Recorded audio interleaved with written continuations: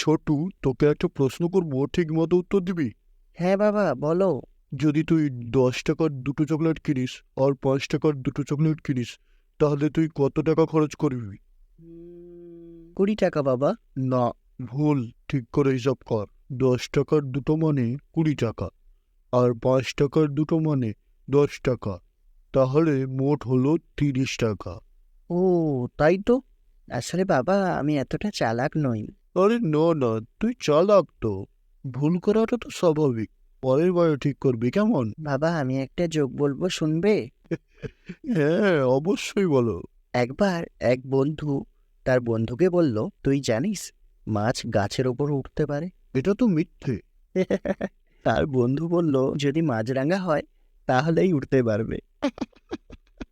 খুব ভালো ছোটু, তুই তো চালাক হয়ে গেছিস।